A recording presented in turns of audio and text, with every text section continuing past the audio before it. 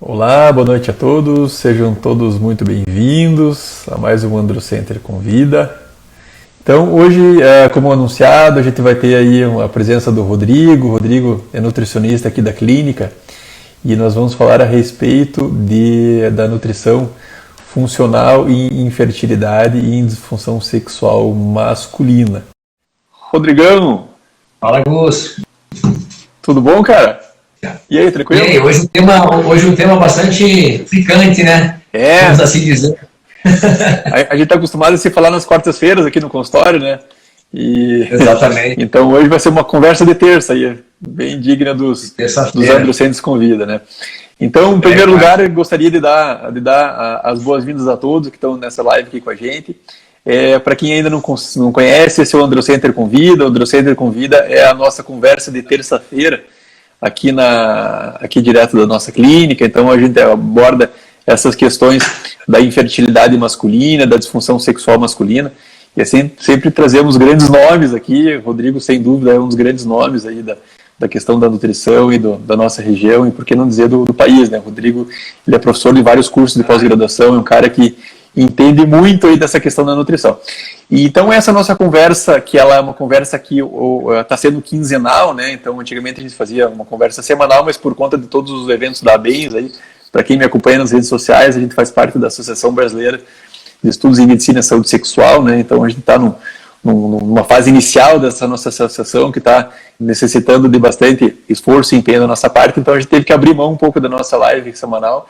Mas quem curtir essa parte de medicina sexual está convidado também a ir conhecer a ABENS, o nosso canal do Instagram, nosso canal do YouTube. Logo a gente vai lançar um site bem legal. Então a ABENS, sem dúvida, é uma associação das mais promissoras dessa parte da medicina sexual do nosso país. Enfim, mas a gente não veio aqui para falar da ABENS hoje, vamos falar a respeito da nutrição, né? Então, sempre no começo eu gosto também de deixar bastante claro que essa nossa conversa é uma conversa de conteúdo informativo e que dela de nada substitui uma consulta com o especialista. E hoje o Androcenter Convida vai contar com a presença de um grande parceiro aqui da nossa clínica, que com o tempo se tornou um grande amigo também, Rodrigo Granzotti. Rodrigão, seja bem-vindo, meu amigo. Queria que você se apresentasse para as pessoas que ainda não te conhecem, falasse um pouquinho a respeito da tua formação e da tua situação aqui em Curitiba e até mesmo dos cursos de pós-graduação que você ministra, presenciais e também online. Obrigado, Gus, pelo convite. Sempre é um prazer conversar com você. Acho que essa já é a nossa segunda ou terceira live, né? É a segunda ou terceira live. A gente já fizemos algumas lives anteriores. Que a gente debate aí um assunto bem pertinente, inclusive para a saúde masculina, né? Então, a gente nunca dissocia o fator nutricional desses aspectos, né? Associado à masculinidade. E, de fato, né?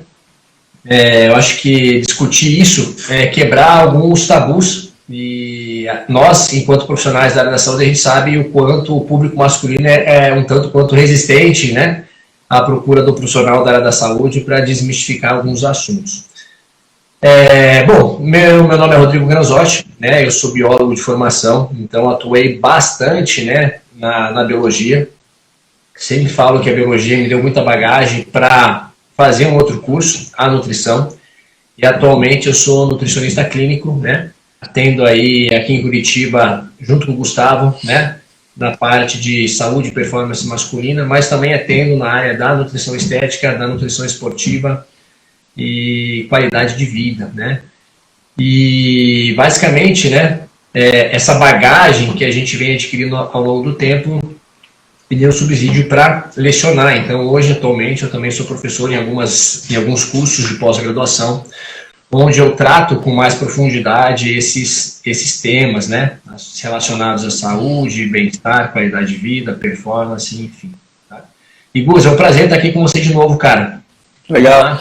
Então o tema da nossa conversa, vamos direto ao assunto, então, o tema da nossa conversa vai ser a respeito de nutrição funcional e disfunção sexual e infertilidade.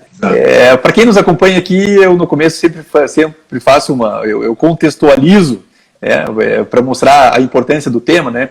Então, o que acontece, Rodrigo? A busca por uma vida mais longa e de uma maior qualidade tem sido um dos principais objetivos das pessoas nos dias de hoje. Não basta viver mais, precisa se viver mais e viver melhor. Sabemos que as pessoas saudáveis têm maior expectativa de vida e menor incidência de agravos à saúde, como hipertensão, diabetes, dislipidemias, infartos, derrames e até alguns tipos de cânceres. Desse modo, cuidar da saúde com uma dieta equilibrada, uma prática regular de atividade física e também de exames de rotina com o seu médico passou a ser item obrigatório para aquelas pessoas que estão interessadas numa maior longevidade. As disfunções sexuais e a infertilidade são patologias que também estão ligadas à qualidade de vida. Homens saudáveis são menos propensos a sofrerem esses tipos de problemas e geralmente uma das orientações que o urologista passa para o homem disfuncional ou infértil é a orientação com relação à melhora da qualidade de vida desse homem. E aí a pergunta, nesse contexto de disfunção sexual e da infertilidade, existe algo a mais quando a gente fala a respeito da nutrição, né? O que a nutrição pode ajudar mais a gente a não ser de paciente perder peso e melhorar a qualidade de vida? Tem alguma coisa específica que a nutrição vai falar a respeito, para a gente a respeito disso? Então, com esse intuito, eu pedi então para o Rodrigo vir aqui, o Rodrigo que é biólogo e nutricionista. Então, aquilo que você já falou, Rodrigo, até uma coisa que eu queria ressaltar agora no começo, né, vai ser a minha primeira pergunta para você, que você, antes de ser nutricionista, você fez uma formação em biologia. Exatamente. Eu queria saber se a biologia te ajudou a entender mais a respeito do funcionamento do metabolismo dos seres vivos, antes de você começar essa questão da nutrição. Cara, sabe que a biologia ela é uma disciplina, uma matéria-mãe, né? Eu sempre costumo dizer que muito do que eu pratico hoje na nutrição tem como bagagem o que eu vivenciei na biologia. Inclusive o meu raciocínio, né? Diante dessas doenças que você citou anteriormente. Então, se a gente for olhar uma perspectiva evolutiva, biológica, enfim, tudo tem uma causa, tudo tem um efeito, né? E a biologia não se dissocia a isso. Então, eu sempre falo que a base que a biologia me deu ajuda muito em como eu trabalho a nutrição hoje na minha prática clínica, né?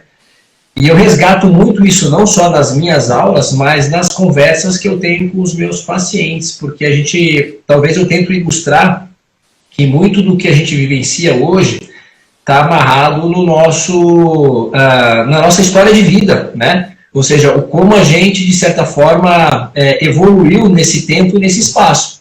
Então, o que a gente é hoje é um conjunto de transformações que a gente fez aí ao longo da nossa história. E as doenças não se dissociam disso, né, Gus? Então, hoje, se a gente tem aí alguns agravos, algumas doenças, é porque, de fato, a gente teve ou tem, né, uma grande influência ou interferência nesse processo. Então, não tem como a gente, pelo menos eu, na minha concepção como biólogo, não dar esse olhar, né, para as diferentes situações. Eu acho que a biologia ela te dá essa possibilidade de você ver um horizonte mais amplo, né, não só limitado no contexto ou só na prática, mas tentar encontrar razões ou causas.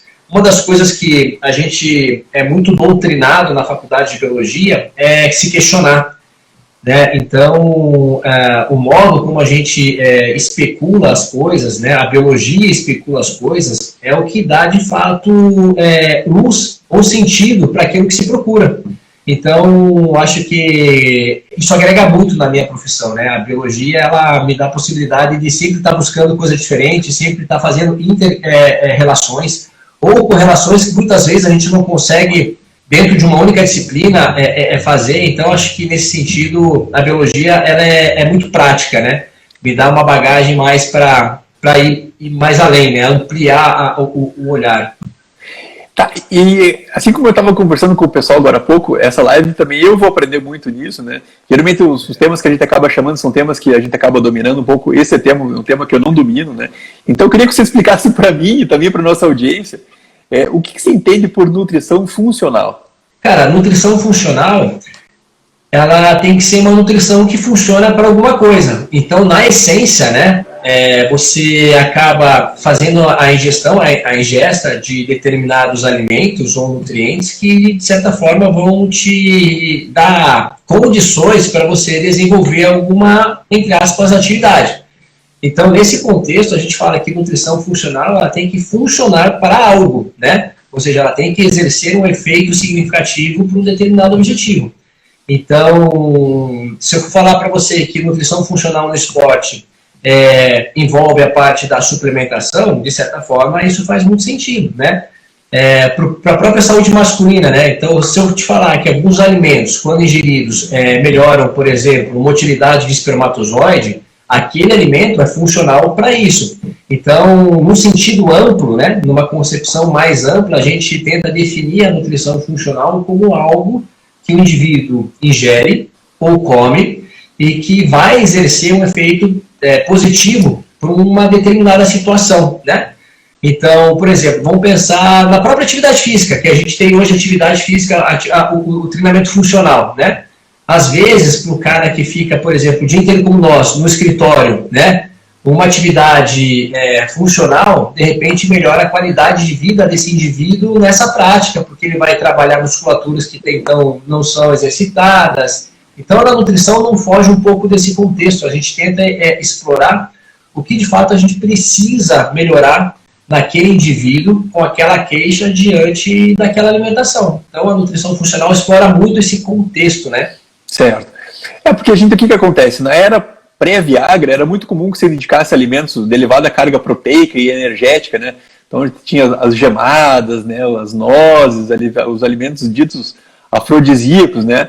Para tratar a disfunção sexual masculina, que naquela época não tinha um tratamento efetivo, né? Então, qual que é a importância do estado nutricional para a função sexual masculina? Sabe que o ser humano ele tem uma história muito íntima com a alimentação, né, Gus? A gente tem uma ligação visceral com comida, né? Então, é só a gente olhar assim, a nossa história e ver quantas guerras foram traçadas e quantas guerras foram terminadas diante de um grande banquete, de uma grande refeição, enfim, né? Então, hoje, né, as pessoas elas se concentram, né, se reúnem, e sempre foi assim, diante da comida. Então, a comida, né, isso, da mesa. Então, a alimentação sempre foi algo muito visceral para o ser humano. A gente sempre teve aí um elo de ligação muito forte com a comida. E nas questões sexuais, isso não é diferente, né?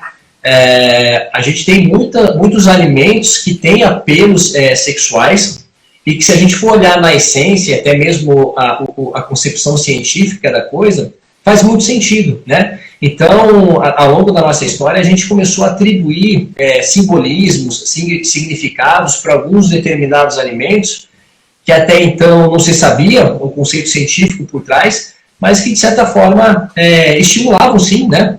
O desejo, o apetite sexual, ou seja, são ditos afrodisíacos. E hoje a ciência traz à luz aí os motivos pelos quais isso acontece, né? Então, por exemplo, a gente sabe que alguns alimentos apresentam nutrientes, compostos bioativos, enfim, que acabam atuando especificamente nesse eixo da sexualidade, tanto do homem quanto da mulher. Então, o que a ciência fez hoje só foi trazer à luz algo que a gente já explorava há muito tempo, né? Consumir determinados alimentos que de fato estimulavam o apetite, o desejo sexual, enfim, hoje a gente consegue comprovar isso por meio da pesquisa, né, dos ensaios, e tem muito alimento que, se a gente de fato for analisar, né, o funcionamento deles no organismo, e aí a gente pode até colocar ele como funcional para isso, ele vai de fato, por exemplo, aumentar a perfusão sanguínea, aumentar ou promover a vasodilatação, vai trabalhar na síntese dos hormônios sexuais. Então, nesse contexto, né, a gente pode, de certa forma, falar que alguns alimentos, de fato, exercem essa propriedade afrodisíaca, porque vão interferir diretamente no metabolismo de substâncias, de hormônios que têm relação com o apelo sexual. Então, por muito tempo, utilizou-se isso, né, como estratégia, como ferramenta para promover o sexo, né? Sim. Então, lógico, hoje a gente tem, de fato, os medicamentos que foram manipulados e tem uma aplicabilidade melhor, mas ainda assim os alimentos, eles são vistos, né, alguns, exatamente, são vistos com essa propriedade. E, cara, você pode ver, as pessoas, casais, tendem a apimentar a relação com comida, porque, de certa forma, isso ainda está muito presente culturalmente na nossa sociedade. E deixa tudo mais bonito, né? Então, se você romantiza a coisa, e isso acaba sendo um bom estímulo sexual, porque você cria um cenário, você cria um contexto, então, às vezes, a resposta sexual vem de como você monta todo esse processo, né? Então, dentro do teu conhecimento, Rodrigo, que tipo de nutrientes que podem afetar positivamente a questão da função sexual do homem?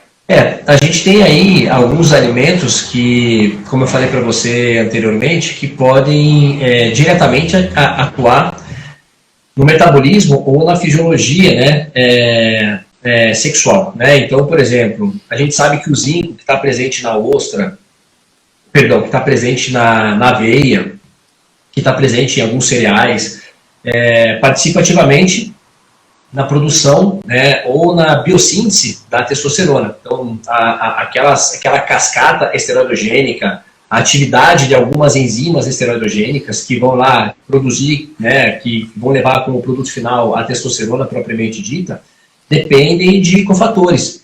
E muitos desses cofatores são nutrientes. Um deles que participa ativamente é o zinco, né? Então, a gente sabe, por exemplo, e a literatura traz isso, que a deficiência, né, desse micronutriente, desse mineral, está associado com a redução, com baixos níveis de testosterona, com a baixa resposta sexual masculina. Então, os nutrientes, por si só, eles participam, sim, ativamente dessas respostas, né? Eu estou falando mas existem vários, por exemplo, as vitaminas do complexo B, a própria vitamina B12, né, a metionina, que participa ali, por exemplo, no processo de replicação das células, e a gente sabe que na espermatogênese você precisa ter aí uma quantidade significativa de B12, ácido fólico, né, ou seja, vitaminas que promovem a metilação de DNA. Então, toda aquela história da bioquímica, né, em relação aos micronutrientes, a gente vê isso muito presente na resposta sexual. Desde o estímulo até a produção de gametas, né, que não deixa de estar associado com esse processo reprodutivo, né, com essa parte da sexualidade masculina. Então, os nutrientes, por si só, sim, fazem muito efeito. Assim como o excesso de alguns, né? Então, por exemplo, o excesso de açúcar, que a gente vê aí na hiperglicemia, na diabetes, na resistência insulínica. Bem lembrado. E a gente sabe muito bem, isso aí a gente vê em prática clínica, que isso acaba gerando efeitos deletérios, não só para o organismo, mas para a função reprodutiva do homem, né? Então, por exemplo, um indivíduo diabético, a gente sabe que apresenta aí a probabilidade de apresentar uma disfunção vascular é muito grande. E a ereção masculina é altamente dependente dessa função vascular. Então, o excesso de nutrientes também pode ser prejudicial para a saúde do homem. Prejudicar não só a ereção, mas a produção de hormônios ou também a produção da própria espermatogênese. Então, assim, o nutriente por si só, ele está diretamente ligado às funções sexuais do homem, com certeza. Uma coisa que me veio à mente agora, como que vocês da nutrição encaram e veem esses novos adoçantes, xilitol, eritrol, que diz que são adoçantes naturais e que não fazem mal, são realmente bons ou é alguma coisa que a indústria tenta vender pra gente?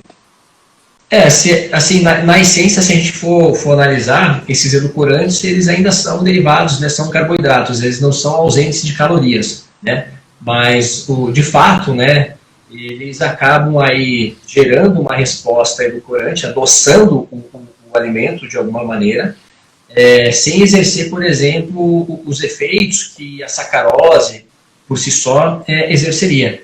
Então, alguns edulcorantes, como o xilitol, por exemplo, ele não tem um metabolismo dependente da insulina, como a gente costuma ver do açúcar comum. Então, o mecanismo de ação é um pouquinho diferenciado, isso interfere menos no metabolismo desses nutrientes. Então, acaba sendo, sim, uma estratégia. Mas, muitas vezes, você não tem uma adesão muito grande então, muitas vezes ele tem que usar uma quantidade muito grande. Quantidade, né? Isso, para atingir aquele grau de doçura que ele já tinha por hábito consumir. Mas é uma forma da gente trabalhar assim o paladar do paciente, tá? Introduzindo aos poucos, às vezes misturando. Então, gradativamente você vai mudando o paladar desse indivíduo. É um processo, né? Assim como o processo de perda de peso, como o processo de ganho de peso, então as coisas funcionam dentro de um... E quando o paciente te procura, assim, tem uma disfunção sexual, e daí você faz toda aquela anamnese, vê o que ele come, o que ele não come, o que ele curte, o que ele não curte. Tem alguma coisa que seja prejudicial? Fala assim, ó, isso aí para a função sexual está te prejudicando, é mais essa questão só do açúcar, o que mais que o paciente pode estar ingerindo, que não seja, digamos assim, esteja promovendo a obesidade, alguma coisa assim, algum nutriente que fala assim, ó, não come isso aqui, que isso aqui pode estar te afetando negativamente o sexo. Um nutriente específico talvez não, mas o alimento sim, acho que isso faz mais sentido. Por exemplo, os alimentos industrializados, né, embutidos, né, que é mais, talvez seja aí o perfil da alimentação da nossa população hoje. Esses estão diretamente ligados a inúmeras disfunções, né, entre elas a própria disfunção sexual. Porque o perfil desses alimentos, né, de fato, quando você olha a composição química, né, muito você pobre, tem mais aí, exatamente, você tem mais aí substâncias, como que eu posso dizer? Que aguçam o sabor, né? Mais para dar gosto ao negócio do que o próprio nutriente, né? Talvez. Que são aditivos, essa é a palavra. São mais aditivos químicos do que nutrientes, entendeu, Gus? Então, isso aqui, de fato, acaba interferindo positivamente nessas disfunções, dentre elas a própria disfunção sexual. Então, o perfil do alimento, ou como ele é manipulado, inclusive pela indústria, pode fazer, sim, um efeito negativo no organismo. O que a gente tem que pensar é que o alimento, seja ele qual for, ele tem um perfil mais inflamatório e um perfil menos inflamatório. E a gente sabe, né, Gus, a gente que é da área da saúde, que o perfil inflamatório do indivíduo vai influenciar diretamente na saúde, né, global do paciente e também na resposta reprodutiva. Então, alguns alimentos induzem o processo inflamatório, outros alimentos inibem. Então, nesse contexto, o que a gente explora? Os alimentos que são mais, entre aspas, funcionais, para reduzir esses distúrbios. E isso, ao longo do tempo, né, vai gerar uma resposta benéfica no paciente, dentre elas uma resposta a nível de sistema reprodutivo. Então, diminuir o estresse oxidativo, diminuir o processo inflamatório, reduzir o consumo de gorduras saturadas, isso está intimamente ligado com a função sexual, o excesso de açúcar, enfim, tudo ajuda a tratar o paciente com essas disfunções. Aí, se você for olhar na essência que tipo de perfil de alimento que traz essas características, na maior parte das vezes é um alimento industrializado, aquele que o cara tira da embalagem, aquele que ele tira do congelador e põe direto no micro-ondas.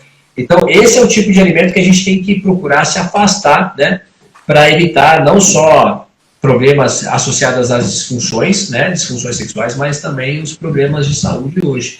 Então, geralmente, esse paciente que fala que tem queixa de disfunção, ele come pouca fruta, ele tem uma baixa ingestão de legumes e verduras, né? Ele tem uma dieta muito rica em alimentos industrializados. O consumo de álcool também está associado com esse problema, porque aumenta o estresse oxidativo, né? Enfim, então você acaba gerando um cenário bem favorável, né? Então, o perfil do alimento diz muito sobre como ele vai responder sexualmente, né? Legal. Uma das coisas que eu uso, às vezes, quando um paciente tem uma disfunção sexual, e tem alguns estudos que mostram que inclusive tem benefício em paciente diabético, é a arginina, sabe? Então, eu observo que a arginina associada com tadalafila acaba sendo um pouco mais benéfico do que a tadalafila isolada. Nesse sentido, o efeito, né? Porque na realidade a arginina ela é um aminoácido precursor do óxido nítrico, né? Que é a peça-chave da ereção, né? Existe alguma... E sabe que funciona tanto em homens quanto em mulheres, né? A gente tende a associar isso só com a saúde masculina, mas no público feminino, né? Se a gente for olhar na essência, a anatomia, né? Do pênis, do clitóris, você vai ter a promoção, a fisiologia é mesma ali naquela estrutura. Então você vai promover também uma maior intumescência do clitóris. E a arginina funciona muito bem para esse público também, o público feminino. Né? E além da arginina, assim, tem alguma outra coisa que a gente consiga associar, né?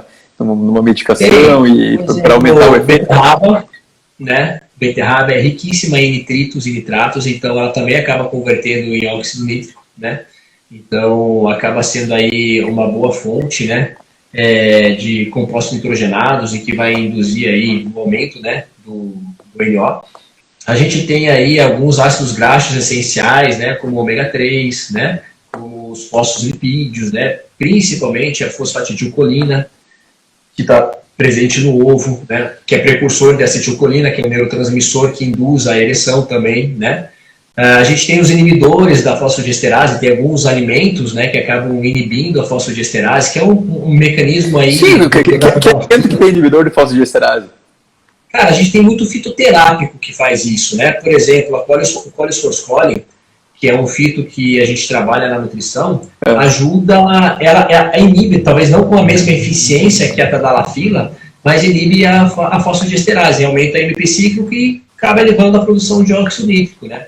Então talvez não é tão seletivo, né, para fosfodiesterase do tipo 5, mas talvez as outras fosfodiesterases, né? Exatamente, às vezes ela dá um direcionamento para uma outra enzima, mas de certa forma você consegue esse efeito, né, com alguns alimentos, alguns nutrientes, alguns fitoterápicos, sim. Então, assim, a gente consegue usar a fitoterapia, a nutrição, para melhorar esse aspecto, né, para elevar essa capacidade de síntese de óxido nítrico, enfim.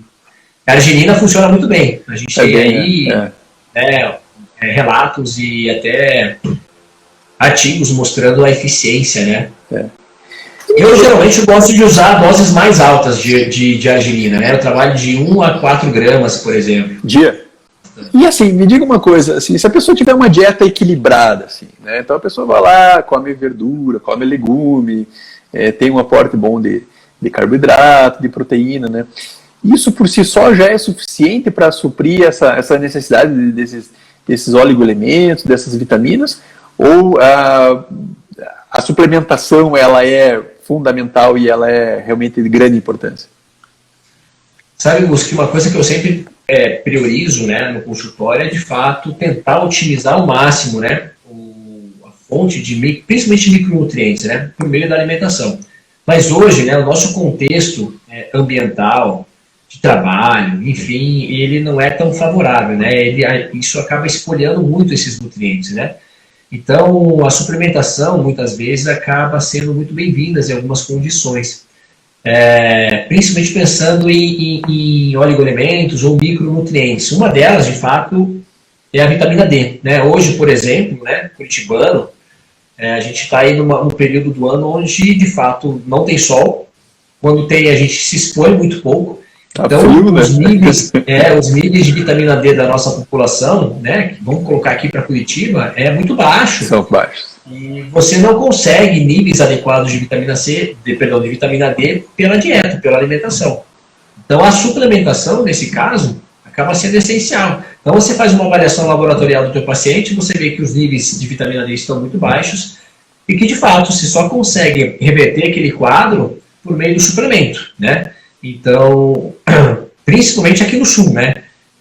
Não tem como você dar uma condição para esse indivíduo elevar naturalmente por meio da dieta, ou só se expondo ao sol. Então, assim, vai depender muito do nutriente, mas, de fato, a suplementação acaba suprindo muito dessas necessidades. Até porque, de início, muitas vezes, o paciente ele não tem uma certa adesão a mudar o plano alimentar dele, a introduzir alimentos mais saudáveis. Então, nesse contexto, ou talvez no início, o suplemento ele se encaixa muito bem, porque você consegue repor algumas carências que ele não vai colocar por meio da alimentação, porque isso aí não faz parte ainda do paladar dele, tá? Então, de início, de ataque, às vezes o suplemento ele é muito bem-vindo sim, cara, tá? Até ele pegar o hábito de introduzir esses alimentos fontes, sabe? E nesse contexto, você pede uma avaliação sanguínea desses oligoelementos, dessas vitaminas, ou você, dependendo da característica clínica, você já consegue repor? A gente tem, assim, na anamnese a gente consegue pegar alguns sinais e sintomas, mas o exame laboratorial ele acaba sendo crucial na decisão, principalmente da quantidade, né, da suplementação. Então, alguns elementos que eu acho importantes para a minha prática clínica eu solicito. Então, vitaminas do complexo B, como ácido fólico, vitamina B12, a própria vitamina C eu acabo solicitando, zinco, né, selênio. Então, são alguns micronutrientes que eu acho aí interessante e importante de avaliar pela função deles no organismo, né? Ou seja, o que eles acabam desempenhando no indivíduo, né? Então, por exemplo, você vai pegar uma homocisteína aumentada. Então, a probabilidade desse cara gerar uma lesão, né, vascular é muito grande, aí, até no próprio contexto da disfunção erétil, né? Então, a hiperhomocisteinemia, se você for ver, tem relação com essa problemática, né? Que é lesão no endotélio, é lesão atrás de lesão, aí o cara acaba tendo disfunção mesmo. E para os casais inférteis que estejam nos ouvindo aí na nossa audiência, como que a nutrição funcional pode ajudar esses homens, esses casais inférteis? Assim, o que pode ajudar do ponto de vista? Porque é uma pergunta frequente, assim, doutor, comer isso pode, comer aquilo não pode, o que faz bem para a fertilidade masculina? Mas na essência, assim, um pouco muda daquilo que a gente já discutiu, né? Então, uma alimentação mais equilibrada, uma alimentação mais natural, né? Uma boa oferta de micronutrientes que vem de frutas, legumes, verduras, uma dieta que tem uma grande quantidade de fibras. Enfim, então você tem aí uma possibilidade muito grande de melhorar a saúde sexual do casal por meio da alimentação. Uma das dietas que eu acho muito interessante, Gus, é a dieta do Mediterrâneo. Então, o perfil da dieta do Mediterrâneo, ela é sensacional no sentido do que ela pode proporcionar pensando em saúde. Então, você tem os óleos, né, mono e poliinsaturados, você tem boas fontes de ômega 3, você tem uma grande quantidade de fitoquímicos, porque é uma dieta que prioriza o consumo de frutas, de legumes. Você tem o vinho, que é rico em resveratrol. Então, assim, se eu for citar uma dieta que é fantástica para promover esse tipo de melhor, é a do Mediterrâneo. Porque quando adaptada para a nossa realidade, ela vai proporcionar, sim, muito benefício, né? A gente não vai fazer uma dieta do Mediterrâneo, porque a gente não tem, às vezes, acesso aos alimentos de lá. Mas a gente adapta para a nossa realidade, né? E aí o nutricionista tem como fazer isso. Então, assim, prioriza uma dieta natural, né? Com consumo de frutas, verduras, legumes, né? Opinião a respeito dessas dietas com restrição de carboidrato, essas dietas de Dukan, né? Que são dietas que acabam levando uma perda de peso bastante importante, né? Mas ninguém sabe direito como é que é o segmento a longo prazo dessas dietas, né? Tem algum estudo novo mostrando se a dieta é segura, se não é segura, se traz uma maior quantidade de agravos no futuro? Como é que está o estado da arte dessa parte dessas dietas de restrição de carboidrato no a longo prazo, assim, a gente sempre vê essas dietas, né, como ferramentas, né? Então, pelo menos na nutrição, a gente nunca coloca ela como um estilo de vida, né? Muitas vezes a restrição de algum nutriente se faz necessária, né? Mas se a gente for olhar a essência do processo, do que está por trás da retirada de um nutriente, às vezes não é só a retirada do nutriente propriamente dito, é a restrição calórica que a retirada desse nutriente faz, entendeu? Então, aquele raciocínio matemático ainda, a gente leva muito em consideração de você gastar mais energia do que consumir. Então, muitas vezes, o fato de você restringir um nutriente da alimentação, da dieta, por si só já reduz a sua ingesta calórica. E isso proporciona, ao longo do tempo, um processo de emagrecimento. Mas eu vou falar para você que eu consigo, por exemplo, perder peso comendo só pizza. Desde que o meu consumo seja... Então explica pra gente como é que faz isso aí, que eu não sei. Então, desde que a minha ingesta seja menor que o meu gasto, né? Então, mas eu vou poder comer meio pedaço de pizza por semana. Pois então assim, talvez não seja a melhor estratégia, mas entendeu que funciona? Talvez não seja, melhor pensando em qualidade nutricional, talvez não seja melhor, mas ela funciona, porque eu estou trabalhando com déficit calórico. Então, se a gente for olhar a essência, de fato, o que está por trás é o quanto de calorias se ingere nesses protocolos, entendeu? Ela é sustentável para algumas pessoas, para as outras nem tanto, então vai muito da conversa que você tem com o teu paciente, ou seja, da relação que ele tem com a comida, tá? Então, nesse sentido, a gente acaba aí flexibilizando ou não algum padrão, algum formato de... É que a gente não colocou do que está sendo feita a massa da pizza, né? A gente omitiu que essa massa de pizza é uma massa de farelo de aveia, né, Rodrigo? Exatamente, podia ser, né? Podia, né? É a questão de inventar, né? De você tentar usar... Mas tem, né? Que faz, você pega aí... Usar a culinária com criatividade. A técnica dietética está aí, né? A técnica dietética está aí. Legal. Mas o raciocínio vai muito nesse caminho, sabe, Gus? É mais a quantidade de um determinado alimento, de um determinado nutriente, quanto ele te oferece de caloria, do que às vezes um padrão dietético, né? Eu vou falar para você, muitas vezes, eu tenho um paciente que de início, ele reluta a tirar o pão francês, tirar algumas fontes de carboidrato que a gente não considera tão interessante. Então você acaba deixando, né, na dieta, mas faz acordos, fala, puxa, então o que você acha de comer só 50% dessa porção?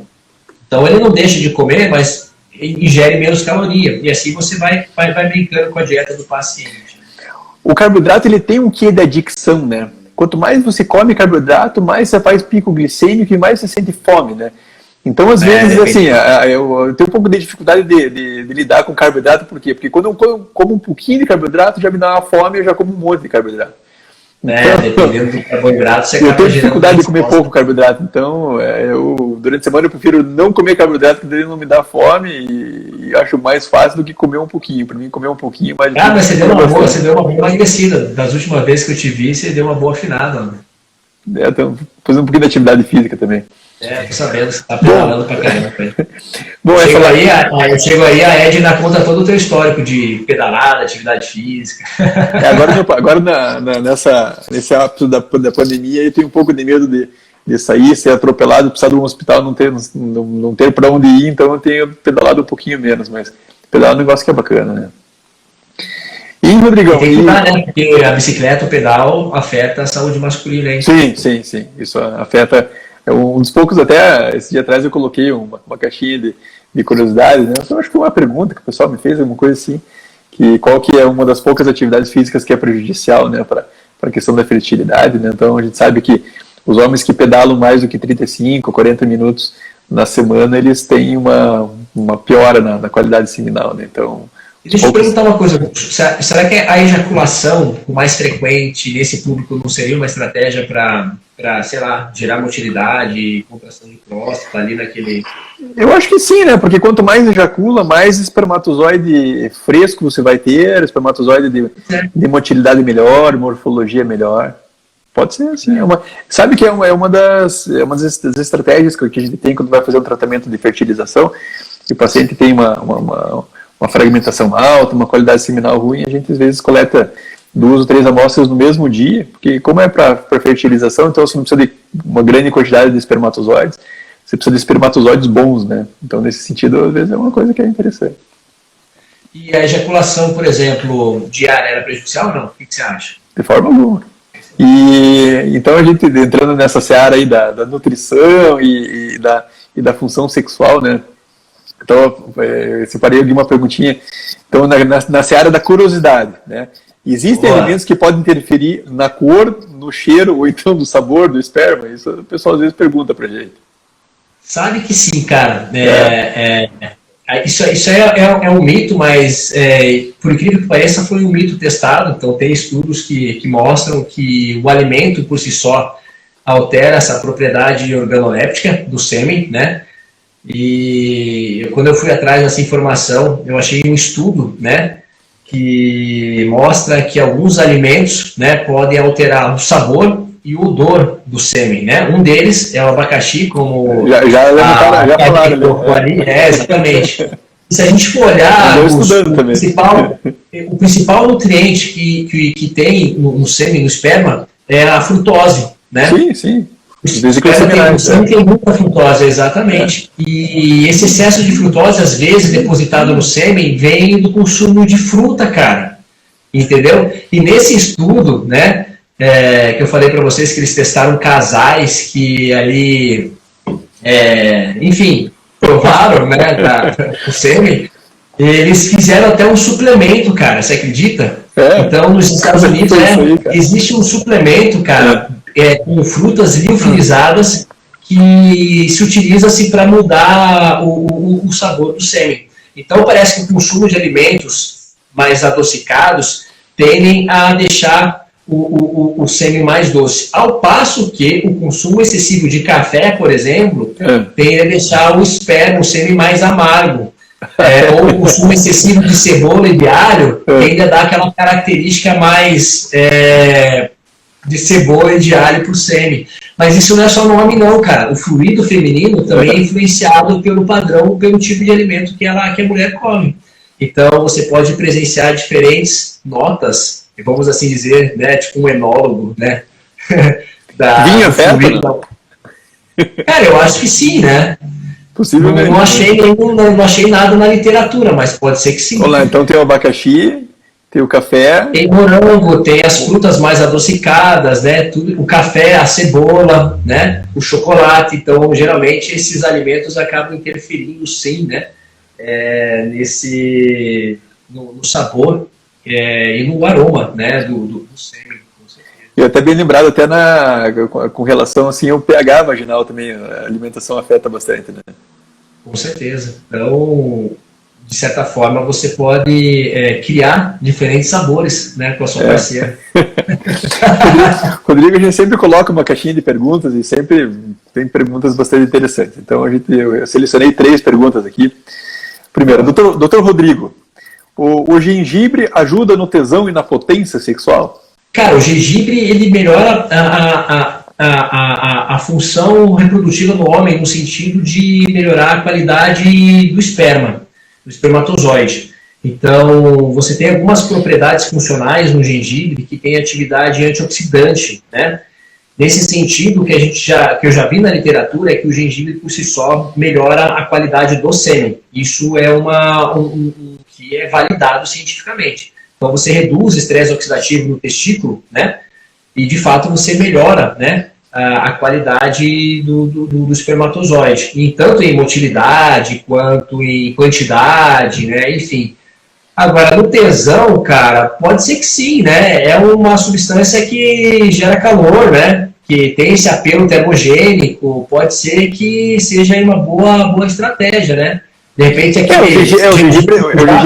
o gengibre tem essa característica termogênica, né? Eu acho que ele até ajuda de peso, tudo, né? Alguns tipos de então pode ser que ele aumente, na verdade, a vasodilatação, né? Ou seja, promova aí uma circulação periférica mais aumentada, com certeza. Bora testar, né? Segunda pergunta. Na realidade foi mais uma observação que eu achei interessante.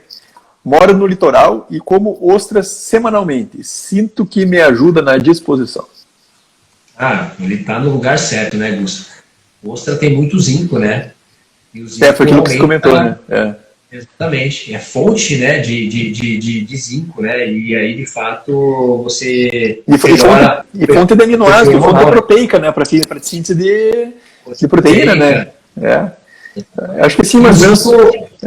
O zinco está associado à produção de testosterona, né? Sim. Então, com certeza, acaba sendo aí um alimento que induz, né? Ou melhora os níveis desse hormônio, né? A ideia é sexy, né, cara? Você chupar uma ostra também, né? É verdade. Se não for sexy, pelo menos ajuda a quebrar o gelo, né? Quebrar o gelo, né? Aquele barulhinho, né? De perder a vergonha de comer alguma coisa diferente na frente de alguma outra pessoa, né? Então... E aí, tem mais pergunta, cara? Tem. E tem mais uma pergunta aqui. Aquela pimenta junto do feijão com farinha me deixa aceso, doutor. Tem explicação? Cara, a pimenta, né? Pimenta, sempre vai gerar um calor, né? Aquele calor de dentro para fora, né? Então, se a gente for ver aí, de repente, que tipo de condimento que dá esse poder afrodisíaco, né, para esse prato diferenciado, provavelmente seja a pimentinha, né? E pimenta existem vários tipos de pimenta, não é uma pimenta só, né? Existe diferença nutricional, alguma coisa assim entre elas, assim, que você saiba, não? Existe a quantidade de piperina, né, que cada fruto apresenta, né? Então você tem pimentas que tem uma concentração maior dessa substância, outras nem tanto. Então, esse poder de ardor, né, que a pimenta tem está associado com essa capsaicina, perdão, não é piperina, a piperina é do mamão. Capsaicina, que é a principal substância que gera esse efeito da pimenta, né? Então, cada pimenta, cada fruto tem uma concentração. Aí você tem aquelas pimentas, grau 10 e as pimentinhas mais, tipo, biquinho, que não tem efeito nenhum, né? Eu estava pensando agora aqui naquela questão da gemada, né? Pô, antigamente qualquer coisa era gemada, né? Ah, tá fraco, gemada. Então, mas se for pensar do ponto de vista nutricional, é bastante interessante, né? Porque ela tem... Cura, né? Então, tem proteína, tem colesterol para síntese de gorduras, tem colesterol para síntese de hormônios e tem carboidrato para dar força, né? Para dar a explosão, né? Energia, né? Então, a famosa gemadinha antes, né? Vai bem com caracu, né? Lembra que ainda tinha essa gemada com caracu? Ainda botava uma cervejinha junto para tirar a vergonha. Pelo menos meu pai falava, né, que meu avô tomava gemada com caracu. A cerveja forte, né? E o álcool por si só, né? Ele tem também uma atividade... Exato, é um dos de fornecimento de energia, afrodisíacos, exatamente, né? O álcool acaba sendo aí talvez aí entra o contexto do vinho, né? Acaba sendo um alimento, nutriente, um alimento, na verdade, que acaba despertando o desejo, né? Porque o álcool em pequenas quantidades ele acaba tirando a inibição, né? Aí, lógico, o camarada enche a cara e vai acabar ficando sedado com o álcool, mas se ele tomar lá uma dose, por exemplo, vai deixar mais... se beber demais, você vai pra cama, você dorme, né? É verdade. Mas assim, você pode ver as pessoas que bebem, né? Como elas já ficam com rubor no rosto, então assim, tem uma propriedade vasodilatadora. Sim, Que é a base de toda aquela questão da vasodilatação genital, né? Da própria ereção, da ereção dos pequenos lábios, do clitóris, né? Então, acho que essa vasodilatação e esses nutrientes acabam tornando as pessoas um pouco mais receptivas, mais preparadas para o relacionamento, né? Eu acho que nesse sentido talvez seja aí o principal mecanismo, né, que a farmacoterapia, né, os nutracêuticos, os nutrientes buscam nesse contexto, né, melhorar a circulação periférica. Porque se a gente for ver a razão, né, dessas disfunções, a gente tem aí a perda, né, da função vascular, da capacidade de você, por exemplo, promover a tumescência, tanto no pênis quanto a nível de clitóris. Então, assim, acho que nesse sentido, o que a gente acaba querendo com o consumo de alimentos, de medicamentos, é de fato melhorar essa perfusão, né? Ou seja, essa irrigação periférica, que é o que de fato vai gerar os efeitos, né? E aqui muito bem colocado pela Karine aqui, que está no nosso chat, obrigado pela presença, que o álcool acaba às vezes retardando um pouquinho a questão da ejaculação também, né? Ele acaba sendo fazendo noção de talvez um antidepressivo, né? Retardando um pouquinho a questão da ejaculação, né? Também foi bem lembrado aqui também que lembrar de não comer demasiado, né? Porque você comendo demasiado, se beber demasiado, isso vai prejudicar também a função sexual. Então, até o próprio chocolate, o pessoal bastante ligado e bastante interessado e dando boas dicas aí para nossa conversa. Até o consumo de chocolate antes do sexo, eu pelo menos não recomendo, né?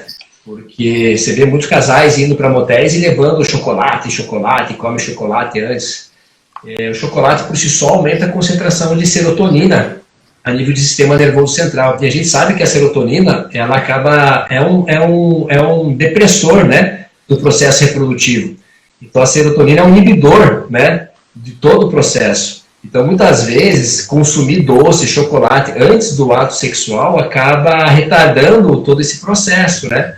Então quanto mais serotonina, pior é para induzir todo o jogo, né? Então você tem que cuidar. E tomar cuidado aí, porque se leva um chocolate muito gostoso pro motel com a tua esposa, que você já está casado há muito tempo, ela vai querer ficar só no chocolate, né? Eu não duvido, eu acho que é bem provável. Então, às vezes, o consumo de chocolate, né, até para criar aquele romance, aquele contexto, muitas vezes é dar um tiro no pé, tem que tomar cuidado. Tem que ir com moderação, né? Mas legal, não é serotoninérgico, né, Gus? É dopaminérgico, né? É uma outra via, né? A via do desejo, a via da excitação é dopaminérgica, né? É legal, quando a conversa é gostosa, já deu quase uma hora de live aí, Rodrigo. Então, a gente está chegando aí a mais ou menos no final, e sempre no final dessas nossas lives eu gosto de deixar um tempo reservado para que o nosso convidado possa eventualmente falar alguma coisa que não foi dito, né? Então, ou dar as suas mensagens para a nossa audiência. A Karine perguntou qual alimento não pode faltar na dieta em prol de uma sexualidade ativa. Boa pergunta.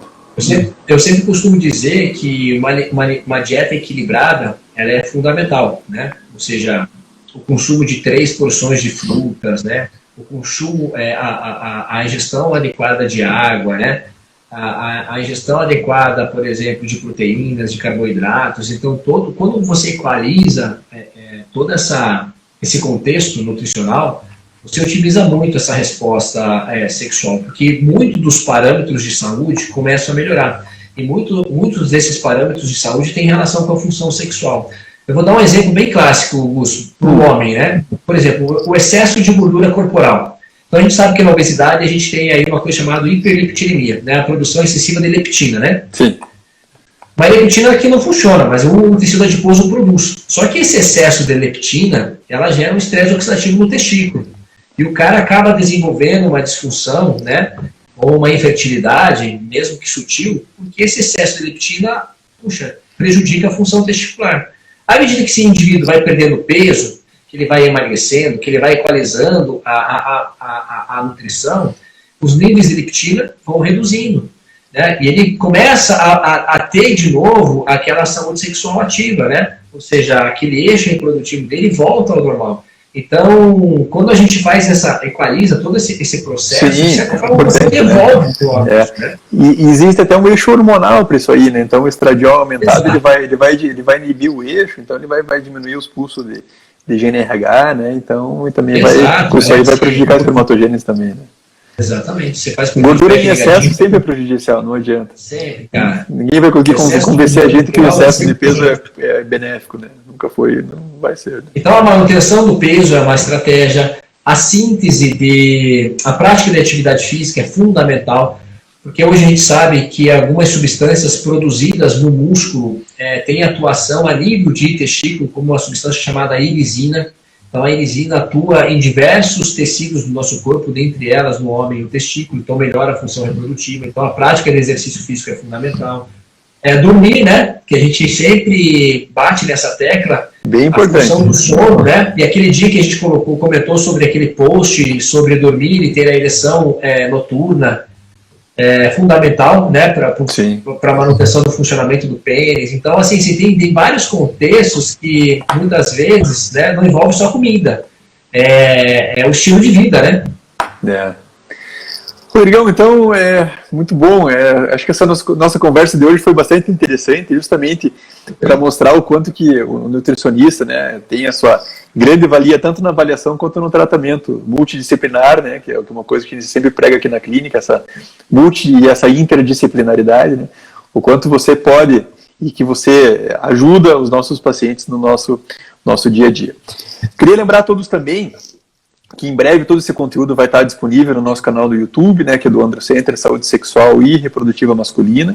Também no Spotify, onde a gente tem um canal chamado Androcast, que todos essas nossas lives eles viram podcast, então para você poder escutar no trânsito, escutar na academia, todo esse conteúdo interessante, né?